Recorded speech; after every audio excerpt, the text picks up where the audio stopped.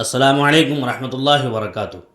پچھلے کچھ دنوں سے سوشل میڈیا پر ایک بحث چھڑی ہوئی ہے کہ آیا ملت اسلامیہ ہندیہ یعنی ہندوستان کے مسلمانوں کا لیڈر، رہبر، رہنما، مسیحا کون ہے؟ بعض لوگ تو اس کو جمعیت علماء ہند میں تلاش کرتے ہیں اور بعض لوگ مجلس اتحاد المسلمین AIMIM پارٹی میں تلاش کرتے ہیں۔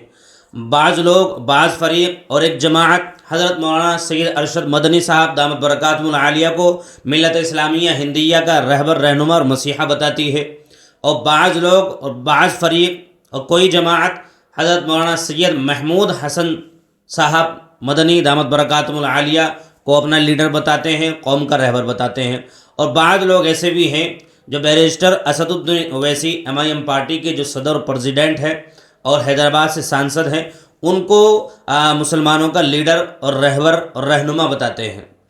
میں آپ کو کچھ پوائنٹ کے ذریعے سے یہ سمجھانے کی کوشش کروں گا اور آپ کی عدالت میں یہ بات رکھوں گا کہ کون مسلمانوں کا جو ہے رہبر کہلانے کا حقدار ہے اور کون ملت اسلامیہ ہندیہ کا اصل معنی میں مسیحا، رہبر اور رہنما ہے۔ دیکھیے، یہ جو پوری بحث چھڑی ہوئی ہے، یہ بحث چھڑی ہے حضرت مولانا سید ارشد مدنی صاحب دامت برکاتہم العالیہ کے بیان پر۔ انہوں نے بیان دیا ممدانی کے اوپر اور حضرت مولانا کفایت اللہ صاحب کی شخصیت پر اور آپ کی زندگی پر گفتگو کرنے کے لیے اور روشنی ڈالنے کے لیے دہلی کے اندر پروگرام ہوا تھا۔ اس میں رجال سازی کی بات چل رہی تھی۔ حضرت مولانا سید ارشد مدنی صاحب دامت برکاتہم العالیہ رجال سازی پر گفتگو فرما رہے تھے۔ بیچ میں وہ ممدانی کی بات آ گئی کہ نیو یارک کا میئر جو ہے ممدانی بن سکتا ہے، لیکن ہندوستان کے اندر کوئی وائس چانسلر نہیں بن سکتا۔ اس پر ڈیبیٹ ہوئی اور ڈیبیٹ کے اندر MIM پارٹی کے ایک پروکتا پون راؤ امبیڈکر اس نے جو ہے 3 لفظ حضرت مولانا سید ارشد مدنی صاحب دامت برکاتہم العالیہ کی شان میں جو ہے گستاخی کرتے ہوئے کہے۔ نمبر 1 تو یہ لفظ کہا کہ وہ کانگریس کی پٹھلو کر رہے ہیں، اور دوسرا لفظ یہ کہا کہ حضرت مولانا سید ارشد مدنی صاحب جو ہے یہ لفافوں پر زندگی گزارنے والے ہیں، لفافے والے مولانا ہیں، اور تیسرا لفظ یہ کہا کہ یہ جو ہے بڑ بولے ہیں۔ تو 3 لفظ پون راؤ امبیڈکر جو MIM کے پروکتا اور ترجمان بن کر کے گئے تھے، انہوں نے کہا۔ حالانکہ بعد میں پھر MIM پارٹی کی جانب سے اسی کے پروکتا شاداب چوہان صاحب نے اس بات کو جو ہے جسٹیفائڈ کرنے کی کوشش کی کہ وہ ان کا نجی بیان تھا، پارٹی کا کوئی بیان نہیں تھا، لیکن اسی پر پھر پوری بحث چھڑ گئی کہ آیا MIM پارٹی علماء کا احترام کرتی ہے یا نہیں کرتی ہے، مولانا ارشد مدنی کی حمایت کرتی ہے یا نہیں کرتی ہے، ان کے خلاف اس طرح کی بیان بازی کیوں کی گئی ہے، ان کو لفافے والے مولانا، بڑ بولا اور اس طریقے سے کانگریس کی روٹیوں پر پلنے والا، استغفر اللہ، نعوذ باللہ کیوں کہا گیا ہے۔ اس پر سوشل میڈیا پر پوری بحث چھڑی ہوئی ہے۔ کوئی MIM پارٹی کو پوری طریقے سے سپورٹ کرتا ہوا نظر آ رہا ہے اور کوئی جمعیت علماء کا پکش اور اس کی حمایت کرتا ہوا نظر آ رہا ہے۔ لیکن میرے محترم، ہندی مسلمانوں کا لیڈر ایک نہیں ہے۔ مسلمانوں کا اگر آپ یہ کہیں کہ صرف مولانا ارشد مدنی لیڈر ہیں تو یہ بھی میں سمجھتا ہوں کہ مناسب نہیں ہوگا، اور اگر آپ یہ کہیں کہ صرف اسد الدین اویسی لیڈر ہے تو یہ بھی درست نہیں ہوگا، اور اگر آپ یہ کہیں کہ صرف مولانا محمود مدنی لیڈر ہیں تو یہ بھی درست نہیں ہوگا۔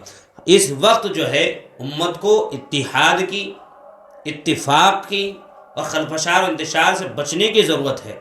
اس وقت جو حالات چل رہے ہیں اور ماحول چل رہا ہے، باطل یہ چاہتا ہے کہ ایک نقطہ مل جائے اور اس پر پھر جو ہے ان کی پکڑ کر لی جائے اور پھر ان کے اوپر جو ہے دباؤ بنایا جائے اور طرح طرح کے حملے کیے جائے، جو کہ ہوتے بھی رہتے ہیں۔ کبھی الیکٹرانک حملے ہوتے ہیں، یعنی میڈیا کے ذریعے سے پروپیگنڈے چلائے جاتے ہیں۔ ابھی جہاد کے تعلق سے ساری باتیں چل رہی ہیں، مولانا محمود مدنی صاحب نے جو جہاد کے بارے میں کہا۔